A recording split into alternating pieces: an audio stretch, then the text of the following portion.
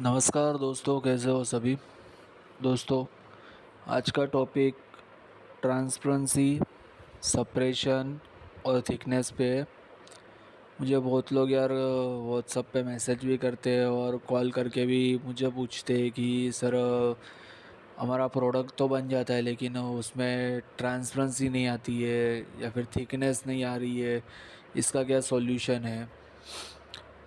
तो भाई सिंपल चीज़ होती है, सबसे पहला कि प्रोसीजर जो होती है उसको पूरा फॉलो करना होता है। कुछ प्रोडक्ट ऐसे होते हैं जो आप 10-15 मिनट या एक आध घंटे में रेडी कर सकते हो, लेकिन कुछ प्रोडक्ट ऐसे होते हैं जिसमें आपको टाइम देना होता है। मैंने एक वीडियो अपलोड किया था जिसमें मैंने 50 लीटर डिश वॉश लिक्विड की पूरी प्रोसीजर मैंने बताई थी। करीब 18 मिनट की वीडियो थी वो, जिसमें हर एक पार्ट को कब मिक्स किया, किस में मिक्स किया और किस तरीके से प्रोसीजर करने के बाद कितने टाइम के लिए छोड़ा, हर एक चीज़ मैंने उसमें बताई थी। हाँ, जो टाइम के लिए छोड़ दिया उसको मैंने स्किप कर दिया था। और वो करीब 18 मिनट की वीडियो थी जिस पे 7,000 से भी ज़्यादा व्यूज़ है। उसकी मैंने लिंक डिस्क्रिप्शन में दे दिया, आप चेकआउट कर सकते हो उसको भी। और उसका जो एवरेज वॉच टाइम है वो 5 साढ़े 5 मिनट का वॉच टाइम है पर पर्सन का। यानी कि बहुत कम लोग होंगे जिन्होंने पूरी प्रोसीजर को देखा होगा, बाकी लोगों ने केवल स्किप किया हुआ है। जहाँ जहाँ मेज़रमेंट बताया है केवल मेज़रमेंट देख लिया है। और अधिकतर वीडियो में यही चीज़ होती है कि या तो जो मेज़रमेंट दिया होता है मेज़रमेंट को देख लेते हैं, या फिर स्किप कर कर के केवल मेन रॉ मटेरियल कौन से दिए हुए हैं, उसकी मात्रा कितनी है, बस वही चीज़ देखनी होती है। कौन से मटेरियल को कब डाला है बस वो देखते हैं। भाई पूरी प्रोसीजर में मेरे वीडियोस में भी बताता हूँ कि आपको कौन सा प्रोडक्ट ऐड करने के बाद कितने टाइम के लिए छोड़ देना है, जिससे कि आपके प्रोडक्ट में कम्प्लीटली प्रोसेस हो जाए। अक्सर होता ऐसा है कि जब आप प्रोसीजर को पूरी तरीके से फॉलो नहीं करते ना, तो आपका जो रेडी प्रोडक्ट बनता है उसमें कोई ना कोई दिक्कत आ जाती है। जैसे कि ट्रांसपेरेंसी। अब ट्रांसपेरेंसी ना आने का या फिर ट्रांसपेरेंसी कम आने का रीज़न होता है आपके प्रोडक्ट में सोडियम की मात्रा का बढ़ जाना। सोडियम, जैसे कि सोडियम कार्बोनेट हो गया, सोडियम बाइकार्बोनेट हो गया, सोडियम हाइड्रोक्साइड हो गया जिसे हम कास्टिक सोडा कहते हैं, सोडियम क्लोराइड हो गया जिसे हम नमक कहते हैं। तो जब आपके प्रोडक्ट में सोडियम की मात्रा बढ़ जाती है तो ये आपके प्रोडक्ट की ट्रांसपेरेंसी को काट देता है। अगर आपके प्रोडक्ट में सोडियम क्लोराइड यानी कि सॉल्ट को छोड़ के दूसरे किसी सोडियम की मात्रा बढ़ जाती है, तो होता ऐसा है कि आपके प्रोडक्ट का जो पीएच लेवल होता है वो काफ़ी बढ़ जाता है, जिससे कि आपके प्रोडक्ट में ट्रांसपेरेंसी नहीं आती है। तो उसका सिंपल एक ही सॉल्यूशन है, आपको आपके प्रोडक्ट में एसिड स्लरी को यूज़ करके पीएच को लेवल में लाना होगा, जिससे कि आपके प्रोडक्ट का पीएच लेवल में आ जाएगा, तो आपका प्रोडक्ट ट्रांसपेरेंट हो जाएगा। दूसरा, सोडियम क्लोराइड जिसे हम सॉल्ट कहते हैं, जब सॉल्ट की मात्रा बढ़ जाती है तब भी ट्रांसपेरेंसी भी चली जाती है और प्रोडक्ट में सप्रेशन भी आ जाता है। तो यहाँ पे दो चीज़ें होती है, अगर आपके प्रोडक्ट में सप्रेशन आ गया है तो आपको एसएलईएस की मात्रा को थोड़ा बढ़ा देना होगा, जिससे कि वो सॉल्ट एसएलईएस के साथ रिएक्ट करेगा और सप्रेशन उसमें कम हो जाएगा। सप्रेशन को कम करने के या फिर सप्रेशन आ गया है तो उसको सॉल्व करने के कुछ अलग ही प्रोसीजर होती है, वो मैं फिर दूसरे किसी वीडियो में बताऊंगा। लेकिन यहाँ पे ट्रांसपेरेंसी पे बात करें तो भाई जब आपका प्रोडक्ट कंप्लीट रेडी हो जाता है, मैंने मेरे सभी वीडियो में पूरी प्रोसीजर बताई हुई है कि आपको एसएलएस डालने के बाद करीब 4 से 5 घंटे छोड़ देना होता है। तो इसका ये मतलब भी नहीं कि आपको 4 घंटे छोड़ के फिर सीधा सॉल्ट डाल देना है, भाई नहीं। मैंने ये चीज़ भी बताई है कि जो आप एसएलएस डालते हो उसके बाद जो बबल्स बनते हैं, जब वो बबल्स पानी में बैठ जाता है उसके बाद फिर आपको सॉल्ट डालना है। तो जब आप एसएलएस आपके प्रोडक्ट में डाल दोगे उसके बाद फिर आपको जब वो मिक्स करोगे तो उसमें बबल्स बन जाता है। जब वो बबल्स पूरी तरीके से पानी में बैठ जाएगा उसके बाद सॉल्ट डालना, ये प्रोसीजर होती है, इसको ध्यान में रखना। और सॉल्ट भी आपको एक साथ में पूरा नहीं डालना होता है, थोड़ा थोड़ा करके डालो, उसको मिक्स करो।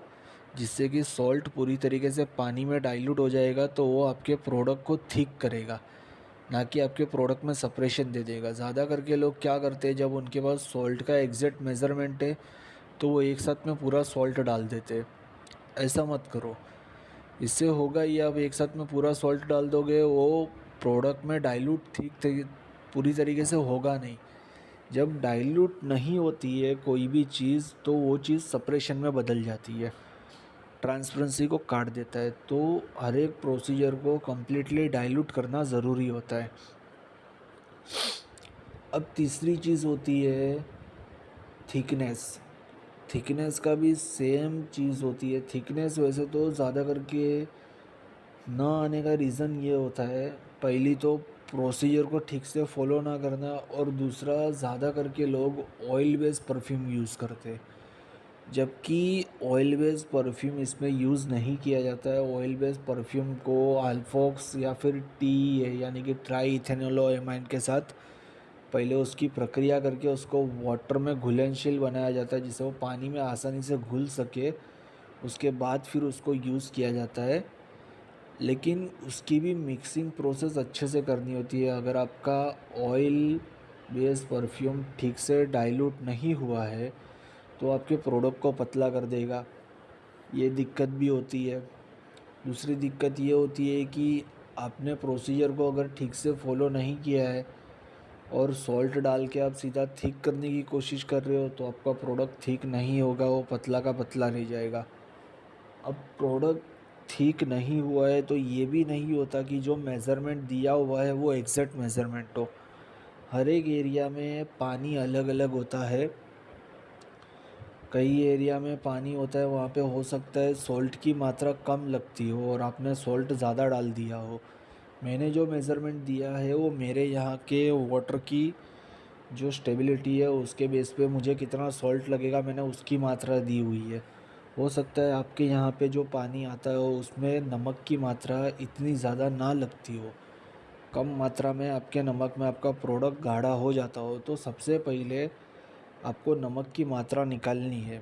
जो भी आपके एरिया में पानी आता है आप पूरी प्रोसेस कर लो, केवल नमक डालते वक्त जब आप 1 लीटर का बैच बनाओ या जो भी आप बैच बनाओ उसमें आपने जितना SLES लिया है उसको थिक करने के लिए आपको कितना नमक लगा है उसकी मात्रा निकाल लो, तो आपको एग्जैक्ट मेज़रमेंट मालूम पड़ जाएगा।